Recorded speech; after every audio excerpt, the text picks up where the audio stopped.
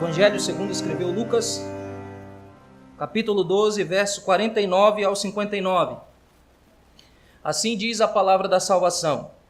Ouvia: eu vim para lançar fogo sobre a terra, e bem quisera que já estivesse a arder. Tenho, porém, um batismo com o qual hei de ser batizado, e quanto me angustio até que o mesmo se realize. Supondes que vim para dar paz à terra? Não, eu vou-lo afirmo, antes divisão. Porque daqui em diante estarão 5 divididos numa casa, 3 contra 2 e 2 contra 3. Estarão divididos pai contra filho, filho contra pai, mãe contra filha, filha contra mãe, sogra contra nora e nora contra sogra. Disse também às multidões: quando vedes aparecer uma nuvem no poente, logo dizeis que vem chuva, e assim acontece. E quando vedes soprar o vento sul, dizeis que haverá calor, e assim acontece. Hipócritas, sabeis interpretar o aspecto da terra e do céu, e entretanto não sabeis discernir esta época? E por que não julgais também por vós mesmos o que é justo? Quando fores com o teu adversário ao magistrado, esforça-te para te livrares desse adversário no caminho, para que não suceda que ele te arraste ao juiz, o juiz te entregue ao meirinho, e o meirinho te recolha à prisão. Digo-te que não sairás dali enquanto não pagares o último centavo. Oremos ao Senhor. Santo Deus, nós te suplicamos agora que nos abençoe e fale conosco por intermédio da exposição da tua palavra. Que o Senhor, por favor, me ajude, eu que sou responsável de expô-la, ajude também os irmãos que são responsáveis de ouvir ativamente e responder de maneira positiva ao ensino da tua palavra. É no nome de Cristo que nós te oramos. Amém. Pode tomar seu assento.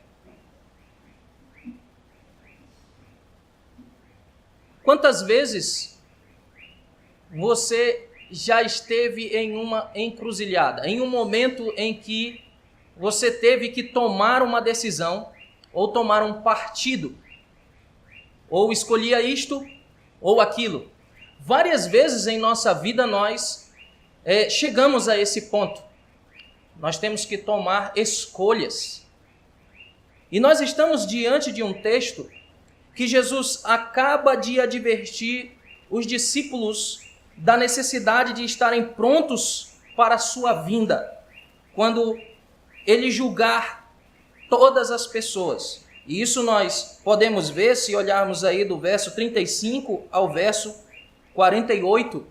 Jesus está sendo bem claro, dizendo, quando ele está explicando a parábola do servo vigilante: aqueles que receberam mais luz receberão um julgamento mais rigoroso.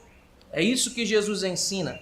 Mas agora, em Lucas 12, do 49 ao 53, Jesus mostra qual é o seu propósito, e o seu propósito era lançar fogo na terra, e que esse fogo causaria divisão.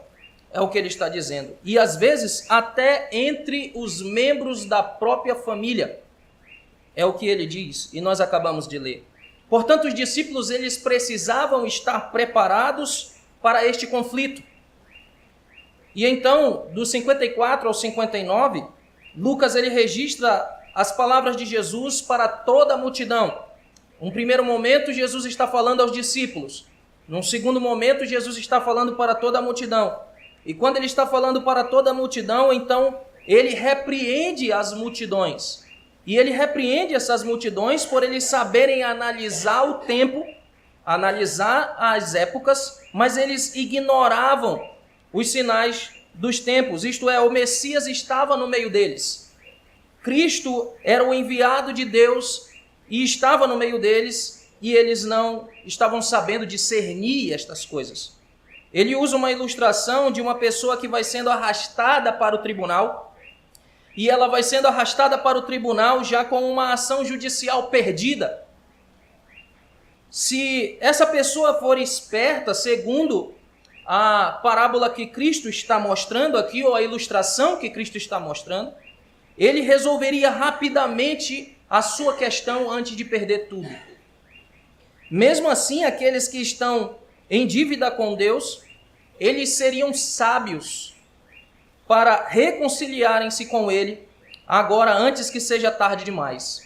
Então, a mensagem que nós temos nesse texto hoje, que nós devemos aprender e ouvir, é que uma vez que Jesus ele traça uma linha que nos força tomar um partido, é melhor que nós sejamos rápidos em passar para o seu lado.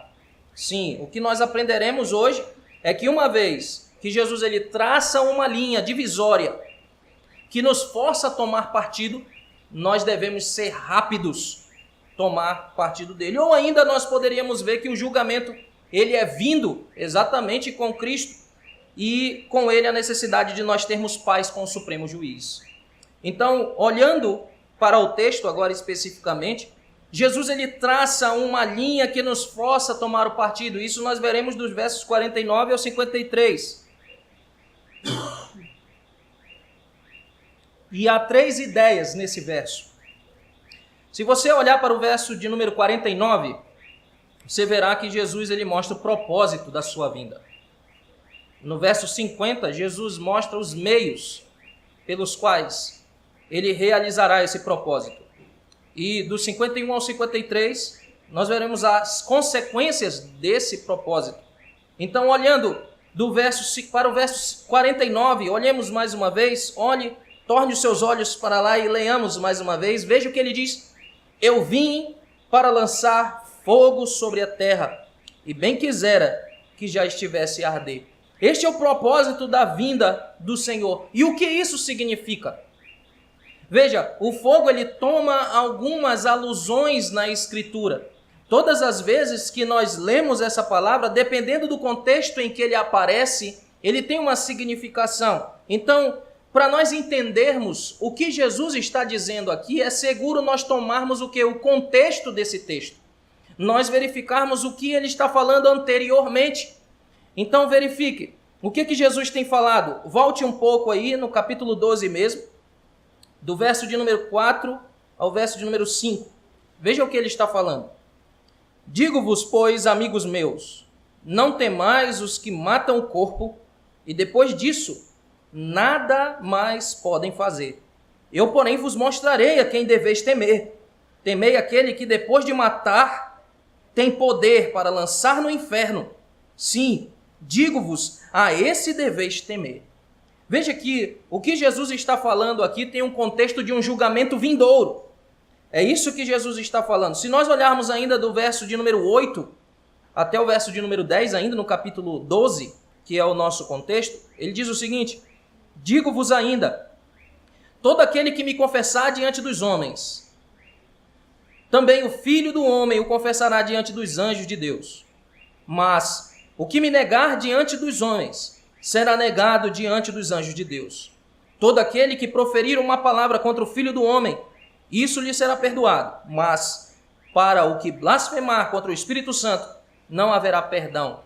Se nós olharmos mais uma vez para o verso de número 20 e o verso de número 21, ainda temos o contexto de julgamento. Veja, mas Deus lhe disse: louco, esta noite te pedirão a tua alma. E o que tens preparado, para quem será? Assim é o que entesoura para si mesmo e não é rico para com Deus. Um pouco mais, se nós olharmos para o verso 35 ao 48, que é o contexto aonde nós estávamos, onde um pouco antes do texto onde nós estamos, nós veremos que Jesus está falando sobre o julgamento. Então, o que nós temos aqui? Se nós ampliarmos um pouco mais o contexto, isto é, olhando para todo o livro do Evangelho segundo escreveu Lucas, nós veremos algumas coisas interessantes. Por exemplo, se você olhar para o capítulo 3, volte lá no capítulo 3 de Lucas. No verso de número 7 e 8. João Batista está advertindo o povo sobre a ira que virá. E veja o que ele está dizendo. Dizia ele, pois, às multidões que saíram para serem batizadas: raça de víboras, quem vos induziu a fugir da ira vindoura? Produzi, pois, frutos dignos de arrependimento, e não comeceis a dizer entre vós mesmos: temos por pai Abraão, porque eu vos digo, ou vos afirmo, que destas pedras Deus pode suscitar filhos a Abraão. Olhe para o verso 9 ainda. E também já está posto o machado à raiz das árvores. Toda árvore, pois, que não produz bom fruto é cortada e lançada aonde? No fogo. Então veja, João, ele está falando sobre isso e ele prediz também que o Messias, ele batizaria os crentes com o Espírito Santo. E eu acredito que os irmãos já devem ter lido isso, mas ele advertiu que esse mesmo que batizaria os crentes com o Espírito Santo, ele queimaria também a palha com fogo inextinguível. Se você olhar para o verso 16 e 17 do capítulo 3, ele diz isso. Então, olhando para este contexto todo, nós podemos chegar à conclusão de que o fogo do qual Cristo está falando que veio lançar aqui é exatamente... Ele toma um contexto de que esse fogo ele é destruição para aqueles que rejeitam a Cristo e purificação para aqueles que acreditam nele. Então, a vinda de Jesus é como um fogo. Todas as pessoas elas podem ter apenas uma atitude diante disso. Elas podem ignorar e então perecer, ou poderão ficar do lado certo e purificar a escória da sua própria vida. É isso que Jesus ele está dizendo: eu vim para lançar fogo sobre a terra. Então aqueles que acreditam no nome de Cristo, na sua vinda, então eles são purificados das suas impurezas. Enquanto aqueles que o rejeitam, então sofrerão e padecerão destruição. A única coisa que nós não podemos fazer diante disso é ficar neutro. E não há como ficar neutro em relação a isso. Jesus ele traça uma linha e nos força a tomar partido. Jesus ele traça essa linha, ele como se ele estivesse riscando no chão uma linha divisória e ficasse de um lado e dissesse: ou é comigo ou é contra mim. E Jesus continua mostrando algumas coisas. Olhe novamente para o texto no verso 50, ele diz como é que é o meio que ele vai lançar esse fogo. Verso 50 diz o seguinte: tenho, porém, um batismo com o qual hei de ser batizado, e quanto me angustio até que o mesmo se realize. Os sacramentos, isso é, o batismo e a ceia do Senhor, eles sempre são um símbolo de juízo. Eles também tomam essa nuance. Um símbolo de juízo. Se nós olharmos para Romanos, por exemplo, vá até Romanos, capítulo 6, do verso 1 ao 4.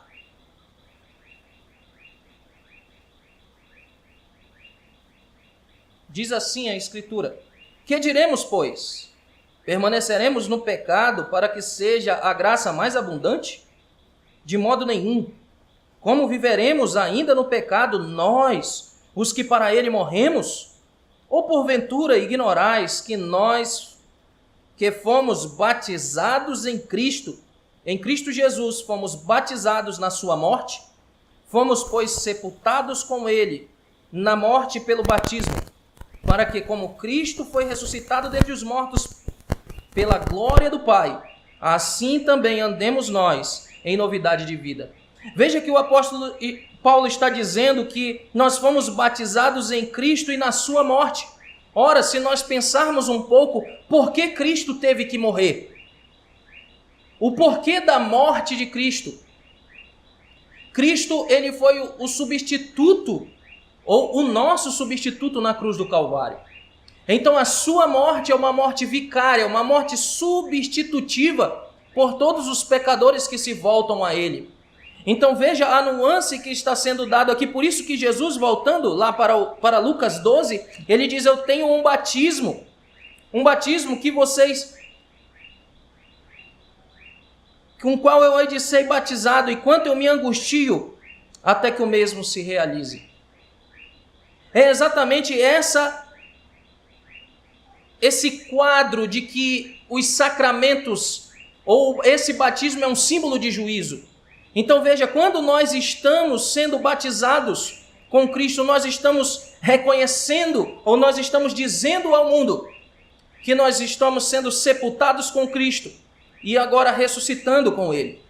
Quando nós tomamos também da ceia do Senhor, nós estamos também tomando do pão e do sangue, ou a carne e o sangue de Cristo, simbolizados no pão e no vinho, aonde nós estamos reconhecendo que Cristo morreu por nós, uma morte substitutiva. Então a penalidade dos nossos pecados é a morte e a separação eterna de um Deus santo. Então veja, o que Cristo está dizendo aqui é exatamente isso. Então, quando Cristo ele traça essa linha divisória, o que era para nós pensarmos? Nós pensaríamos que cada pessoa séria correria para abraçar a cruz de Cristo. Mas infelizmente não é assim que nós vemos acontecer. A Bíblia mostra que enquanto muitos recebem a Cristo e encontram misericórdia, muitos outros rejeitam a oferta de Deus. Muitos outros rejeitam a oferta do Evangelho. E por que rejeitam? Rejeitam porque a oferta do Evangelho ofende o homem. E como ofende? Porque para que eu abrace a oferta do Evangelho é necessário que eu reconheça que eu sou corrupto, reconheça que eu estou em pecado, reconheça que eu não posso fazer nada por mim mesmo, reconheça que não há nenhum bem em mim, que somente Deus pode me regenerar novamente, e isso humilha o homem. A oferta do Evangelho vem e humilha o homem, e é por isso que tantos rejeitam, enquanto tantos outros abraçam a misericórdia de Deus. E é por isso que o próprio Senhor, ele declarou dizendo: eu vim para os doentes e não para os sãos. Aquele que olha para si mesmo, como nós vimos pela manhã, e ver em si nenhum bem, e então quer que isso seja mudado. E então Deus, ele dá o dom da fé, o qual esta pessoa pode então ser regenerada.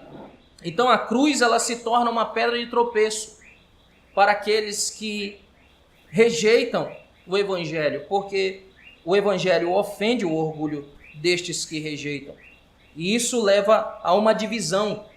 É exatamente isso que Cristo está dizendo aqui. Isto leva a uma divisão até mesmo dentre os próprios membros da família, dentro da própria família. E é isso que nós vemos em sequência, do verso 51 ao 53, nós vemos que a consequência deste incêndio, desse julgamento que Jesus está trazendo, causa uma divisão até mesmo entre membros da família. Olhe novamente para o texto do verso 51 ao 53, diz o seguinte: supondes que vim para dar paz à terra? Não, eu vou-lo afirmo, antes divisão, porque daqui em diante estarão 5 divididos numa casa, 3 contra 2 e 2 contra 3, estarão divididos pai contra filho, filho contra pai, mãe contra filha, filha contra mãe, sogra contra nora e nora contra sogra. É interessante nós olharmos essa declaração de Jesus, porque nós podemos pensar o seguinte: Jesus não é o príncipe da paz. Jesus mesmo não é aquele quem disse que traria ou daria a paz. Mas agora nós vemos essa declaração de Cristo dizer que ele não veio trazer a paz.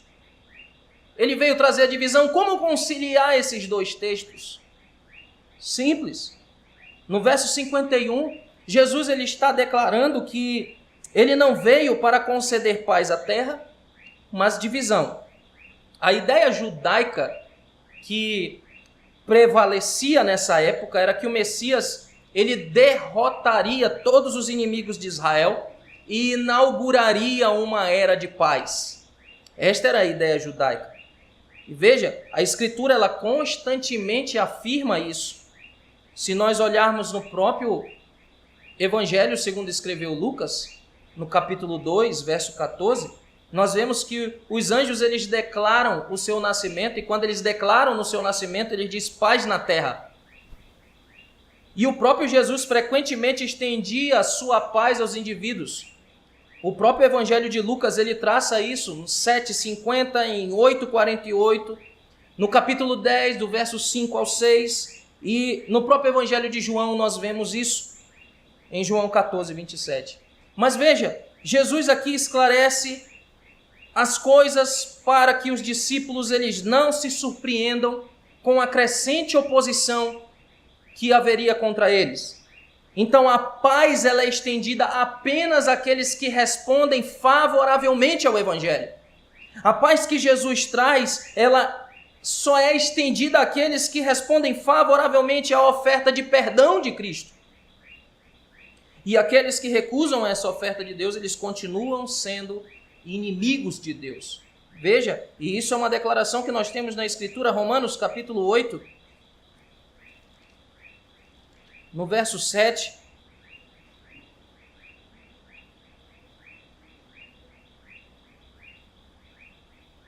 Ou ainda do verso 5, para melhor entendimento.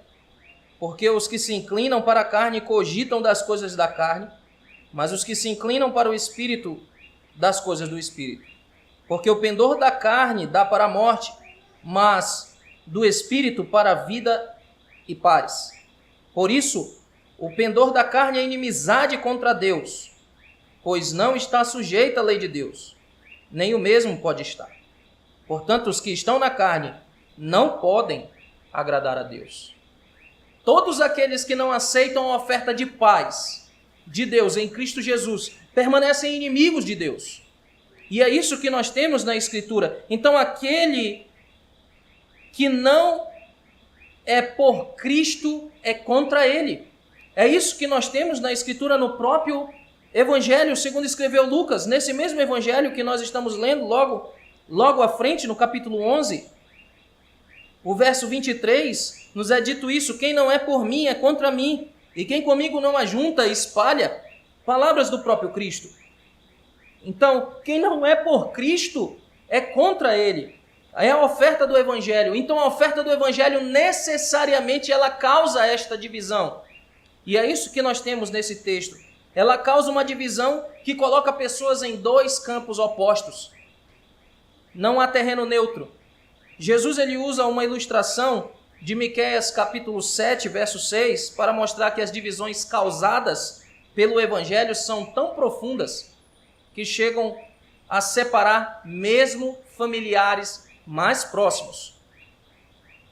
Então, o fato de que Jesus ele não pede desculpas por essa declaração mostra a sua posição exaltada, mostra como ele de fato é o Senhor, porque ele é o eterno Filho de Deus.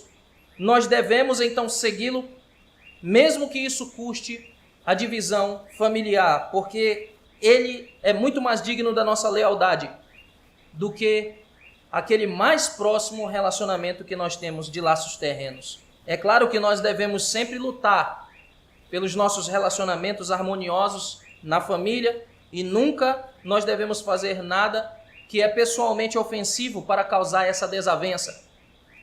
Nós devemos amar, nós devemos honrar os membros da família, nós devemos ser gentis, amáveis, mesmo que os membros da família que não têm o Evangelho do Senhor Jesus Cristo se mostram ofensivos para conosco. Mas se esses familiares, eles são ofendidos pelo Evangelho, em que nós acreditamos, então que assim seja. Nós precisamos estar preparados para suportar essa hostilidade. Nós precisamos estar preparados para permanecer graciosamente, mas firmemente pelo Evangelho. Então o nosso Salvador ele ensinou claramente que se nós proclamarmos e pregarmos o verdadeiro Evangelho, nós precisamos estar preparados para essa divisão, mesmo entre os membros da família. E quem é que causa essa divisão? O porquê desta divisão? Não é o Evangelho que é culpado disso, mas o próprio coração corrupto de todo homem, que não quer se submeter ao Evangelho de Cristo. Então nós devemos estar com o nosso Senhor, mesmo quando isso resulta em dolorosas divisões. É isso que Jesus está nos ensinando. Voltando ainda para o texto, no capítulo 12 de Lucas, nós vemos a segunda parte. Então, se Jesus ele traça essa linha divisória, se Jesus ele está traçando isso e coloca, mediante o Evangelho, pessoas em lados opostos, ou do lado dele ou contra ele. Então é melhor que nós sejamos rápidos em nos voltar para o lado de Cristo. É isso que ele vai falar a partir do verso 54 até o 59. Então a ligação entre 12, 49 e 53 e esta seção agora, do 54 ao 59, é o iminente julgamento e a crise de decisão que a mensagem de Jesus está precipitando. Veja o que ele diz do 54 ao 53. Ele chama as multidões de hipócritas. Olhe novamente para o texto, ele diz: disse também às multidões: quando vedes aparecer uma nuvem no poente, logo dizeis que vem chuva, e assim acontece. E quando vedes soprar o vento sul, dizeis haverá calor, e assim acontece. 56. Hipócritas, sabeis interpretar o aspecto da terra e do céu, e entretanto não saber discernir as épocas? Veja o que Jesus está dizendo aqui. Veja as declarações que Jesus está fazendo aqui. Ele está dizendo que estas pessoas conhecem de meteorologia. Todavia, eles não possuíam um discernimento espiritual. E é interessante porque o ponto aqui é que quando nós temos uma previsão do tempo, ou nós mesmos fazemos essa previsão do tempo ao olharmos para o céu, nós planejamos o nosso dia de acordo com aquela previsão. Se nós estamos olhando que haverá chuva, então logo nós nos preparamos com um guarda-chuva. Se nós estamos vendo que tem muito sol, então logo nós nos preparamos com um guarda-sol ou então caminhar pela sombra. Mas veja, é exatamente isso que ele está dizendo, porque eles se programam de acordo com a previsão do tempo. E o que Jesus está nos ensinando é que estas pessoas sabiam olhar para o tempo e planejar as suas vidas, mas eles não tinham nenhum discernimento espiritual de olhar para os sinais dos tempos e verificar que o Cristo estava no meio deles. Então, se ouvimos que o Filho de Deus veio trazer a salvação a todos os que creem, mas julgamento para todos os que ignoram a mensagem do Evangelho, nós não deveríamos responder isso rapidamente, abraçando imediatamente e viver de acordo com este Evangelho em paz com Deus? É isso que Jesus está dizendo. Se o Filho de Deus vem trazer julgamento, vem lançar fogo sobre a terra, se ele vem trazer isso, então nós deveríamos olhar para estes sinais e então nos voltar rapidamente para ele e nos reconciliar com o inimigo. E é exatamente isso que ele vai falar a partir do verso 57 ao 59. Ele mostrará que o julgamento está chegando. E com ele traz essa necessidade de termos paz com o Supremo Juiz. Então a ilustração gira em torno de que se somos rápidos em resolver um caso desfavorável contra nós em questões civis, quanto mais rápido nós deveríamos ser para resolver as questões espirituais. A partir do verso 57, ele está falando isso. Veja, olhe, volte os seus olhos novamente e veja o que Jesus está dizendo. Verso 57. E por que não julgais também vós mesmos o que é justo? Quando fores com o teu adversário, o magistrado, esforça-te para te livrares desse adversário no caminho, para que não suceda que ele te arraste ao juiz, e o juiz te entregue ao meirinho, e o meirinho te recolhe à prisão. Digo-te que não sairá dali, enquanto não pagares o último centavo. A ilustração que Jesus está dando aqui é exatamente essa. Se nós somos rápidos em resolver uma questão judicial desfavorável a nós, quanto mais rápido nós deveríamos ser para resolver uma questão judicial com o Supremo Juiz, que julgará todas as coisas. Então veja, Deus está contra todo aquele que não vive de acordo com a sua lei. Deus é o próprio inimigo daquele que não vive de acordo com a sua lei.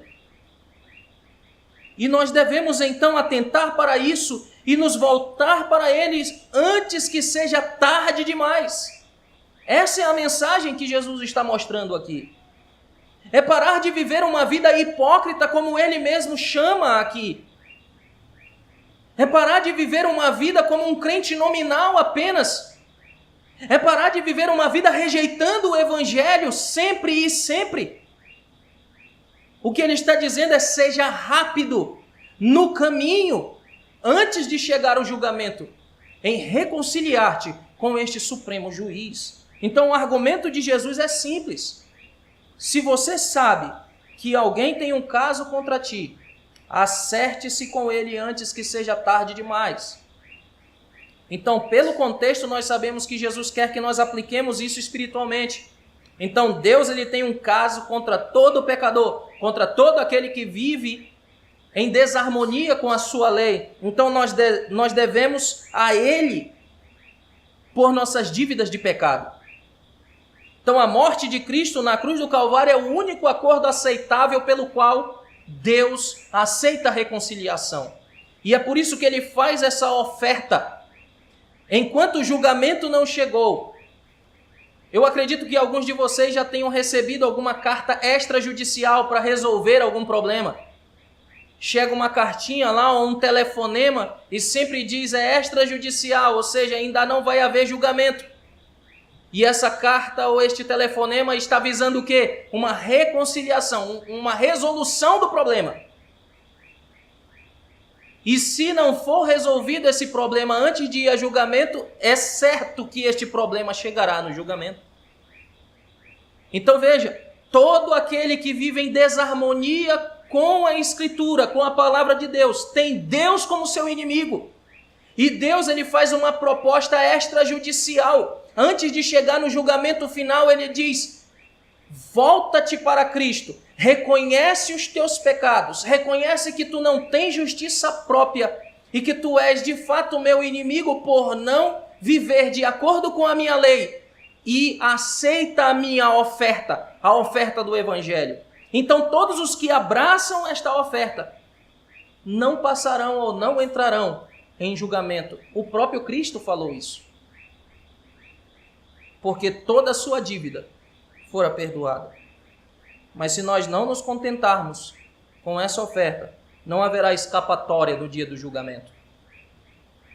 Então nós nunca sairemos do inferno, porque a nossa dívida é eterna, porque é contra um Deus eterno.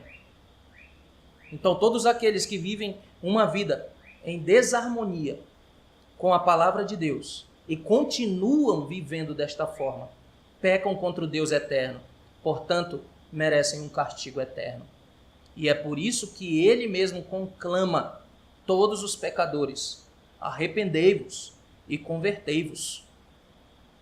Andem na linha, andem na antiga vereda. Nós temos estas coisas na Escritura. Então a pessoa que discerne a sua verdadeira situação, ela será rápida em se voltar para o lado de Cristo, aceitando o acordo de Deus Pai e a aliança de Deus Pai Todo-Poderoso. Então, concluindo, uma pessoa que não confia em Cristo como a sua única esperança de salvação e perdão no dia do julgamento, será como alguém que pula de um avião e confiado no paraquedas, em um paraquedas que falha. E então ele cai com o impacto no chão, ele sofre os danos. Ou você confessa a Cristo como seu substituto e se reconcilia com ele e vive de acordo com a sua lei, ou você entrará no tribunal da justiça de Deus e pagará a sua própria dívida, que é a eterna separação dele. Então a pergunta que fica é: quanto tempo nós temos para aceitar essa oferta? Qual o prazo que Deus nos deu para aceitar essa oferta? O escritor aos Hebreus diz que é hoje o dia aceitável da salvação. Então a resposta é hoje. Jesus traçou a linha. Confiarás nele agora mesmo, antes que seja tarde demais? Ou permanecerás resoluto na tua obstinação e pagará eternamente? Oremos ao Senhor. Bendito Pai, nós te louvamos por tua palavra. Te engrandecemos porque o Senhor fala conosco por intermédio da tua lei. E isto que nós vimos hoje é advertência para nós crentes. É advertência para aqueles que vivem uma vida hipócrita, que vivem nominalmente como cristãos, que ainda de fato não foram regenerados pelo teu Espírito e não têm a vida de Deus em si. É consolo para nós, os que já fomos regenerados e que estamos procurando viver uma vida santa. É consolo para nós porque nós já sabemos que todos os nossos pecados, a nossa dívida contra este Deus eterno e santo, já fora paga por Cristo na cruz. E é advertência para aqueles que ainda não se voltaram para ti. Que o Senhor, por favor, dê vida àqueles que ainda estão mortos nos seus delitos e pecados. Que o Senhor, por favor, abra os ouvidos e os olhos para que eles enxerguem a luz do Evangelho e então vejam as maravilhas da tua lei e se voltem para ti. E só poderão assim fazê-lo se o Senhor mesmo der condições a eles para que assim o façam. Que o Senhor, por favor, abençoe esta palavra e que ela encontre guarida nos corações. Em nome de Cristo, nós te oramos. Amém.